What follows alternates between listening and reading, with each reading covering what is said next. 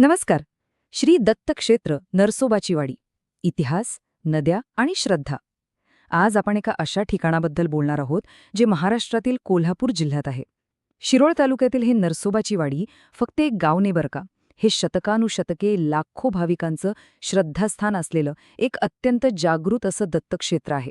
चला तर मग या ठिकाणचा इतिहास, तिथला निसर्ग आणि भक्तीचा हा अद्भुत संगम जरा समजून घेऊया. पण पुढे जाण्याआधी एक मोठा आणि रंजक प्रश्न. या प्राचीन हिंदू तीर्थक्षेत्राला पारंपरिक मंदिरांसारखा कळस का नाही?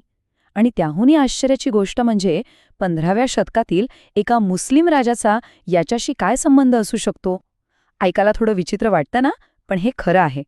यामागील रहस्य आपण उलगडणारच आहोत. पण त्याआधी या स्थानाचा मूळ इतिहास समजून घेणं जास्त महत्त्वाचं आहे. तर सर्वात आधी आपण इथल्या देवतांबद्दल बोलूया.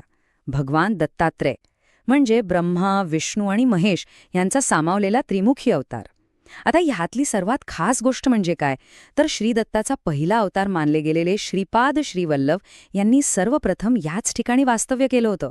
म्हणजे बघा, या भूमीला प्रत्यक्ष ईश्वरी अस्तित्वाचा स्पर्श लाभलेला आहे आणि इथूनच या क्षेत्राचा पाया रचला गेला. आता हा इतिहास नेमका कसा जोडला गेलाय ते पाहूया.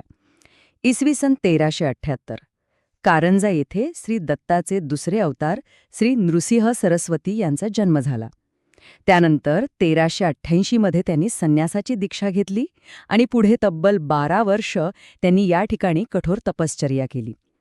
पुढे 1434 मध्ये काय झालं, तर त्यांनी एका औदुंबराच्या झाडाखाली मनोहर पादुका आणि अन्नपूर्णा जानवीची स्थापना केली आणि भक्तांना वचन दिलं की मी नेहमीच इथे वास करेन. त्यांच्या याच वास्तव्यामुळे या ठिकाणाला वाडी नरसिंहर, नरसोबा वाडी आणि शेवटी नरसोबाची वाडी हे नाव पडलं. आता थोडं इथल्या भूगोलाकडे बघूया, कारण इथला निसर्गही तितकाच महत्त्वाचा आहे. कुंभी, कासारी, तुलसी, सरस्वती आणि भोगावती या त्या 5 नद्या आहेत. या 5ही नद्यांच्या एकत्रित प्रवाहातून इथे पंचगंगा साकारते. विचार करा, 5 नद्यांचा एकत्रित प्रवाह. हे फक्त भौगोलिकदृष्ट्याच नाही, तर आध्यात्मिकदृष्ट्या या परिसराला अतिशय समृद्ध आणि पवित्र बनवतं. आणि पंचगंगा आणि विस्तीर्ण कृष्णा नदीचा पवित्र संगम, जेव्हा ही पंचगंगा विस्तीर्ण अशा कृष्णा नदीला येऊन मिळते ना, तो संगम खरोखरच डोळ्यांचा पारणं फेडणारा असतो.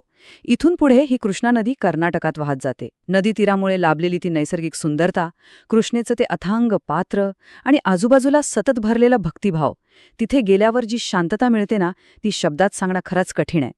आता हे पावित्र्य फक्त एका अवतारापुरतं मर्यादित राहिलं नाही बरं का.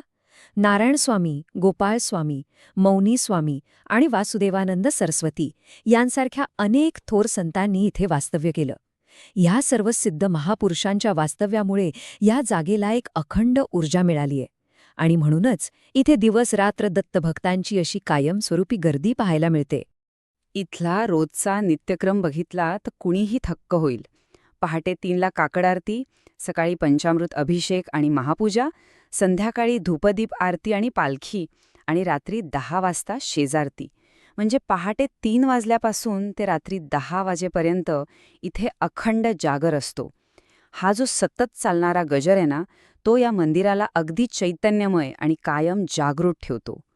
या सगळ्यासोबतच इथे निसर्गाचा एक वेगळाच खेळ पाहायला मिळतो.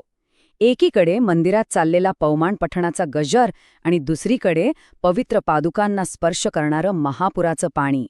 हे मंदिर अगदी नदीकिनारी असल्यामुळे पावसाळ्यात जेव्हा महापूर येतो तेव्हा नदीचं पाणी थेट पवित्र पादुकांपर्यंत पोहोचतं. जणू काही निसर्ग स्वतःच ईश्वरावर अभिषेक करत असतो. अर्थात दरवर्षी सुरक्षितेसाठी येथील मूर्ती हलवावी लागते, पण हे दृश्य पाहणं हा एक अतिशय विलोभनीय अनुभव असतो. आता एक अतिशय कडक आणि वैशिष्ट्यपूर्ण नियम समजून घेऊया. अर्चक हे तेच विशिष्ट भाविक आहेत ज्यांना पूजा करण्याचा आणि पालखीला स्पर्श करण्याचा अधिकार असतो.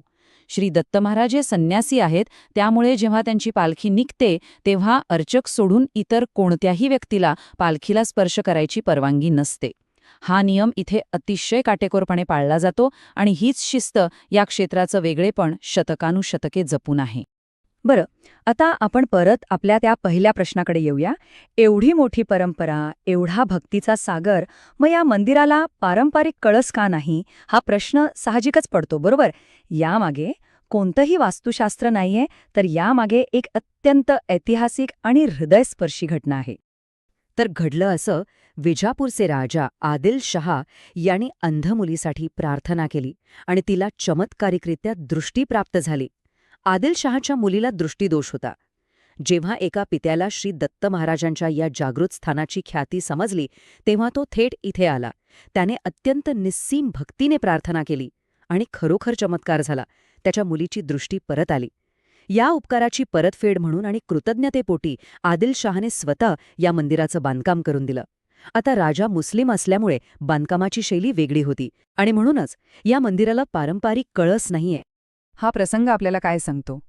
कोणताही धर्म, जात किंवा पंथ खऱ्या श्रद्धेच्या आड येत नाही. हे वाक्य किती खरंय नाही?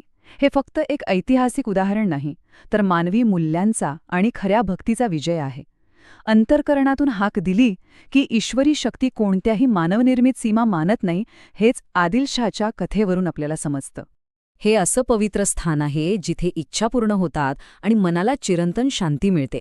आजच्या काळातही या जागेचा प्रभाव जराही कमी झालेला नाही. इथे येणारा कोणीही भाविक रिकाम्या हाताने परत जात नाही, अशी भक्तांची प्रबळ श्रद्धा आहे. श्री दत्ताच्या नामस्मरणाने मनाला प्रचंड शांती मिळते आणि म्हणूनच इथे 12ही महिने अलोट गर्दी असते. अर्थात या वाढत्या गर्दीसाठी भक्तनिवास, धर्मशाळा आणि प्रसादालय यांसारख्या आधुनिक सोयीसुविधांची उत्तम सांगडही इथे घातली गेली आहे. इथले प्रमुख उत्सव पाहिले तर दत्तजयंती, गुरुद्वादशी, नृसिंह जयंती, गुरुपौर्णिमा आणि दक्षिणद्वार सोहळा हे मुख्य आहेत. विशेषतः पौर्णिमेपासून ते पंचमीपर्यंत इथे अगदी जत्रेचं स्वरूप असतं.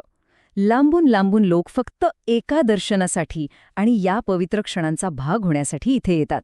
यावरूनच या स्थानाची महती स्पष्ट होते. तर आता शेवटी एक विचार करूया. 1434 मध्ये सुरू झालेली ही परंपरा आजही लाखो भाविकांचे आध्यात्मिक केंद्र म्हणून कशी धडधडत आहे? विचार करण्यासारखी गोष्ट आहे ना? शेकडो वर्षांपूर्वी एका औदुंबराच्या झाडाखाली स्थापन झालेल्या पादुका आज इतक्या वर्षांनंतरही लाखो लोकांच्या आशेचं केंद्र आहेत. याचं उत्तर त्या अतूट श्रद्धेत आणि या जागेच्या पावित्र्यामध्येच दडले. महाराष्ट्राच्या या महान आध्यात्मिक परंपरेचा हा प्रवास आपल्याला खऱ्या भक्तीची ताकद नक्कीच दाखवून देतो. यावर नक्की विचार करा आणि अशीच माहिती जाणून घेण्यासाठी कायम जोडलेले रहा.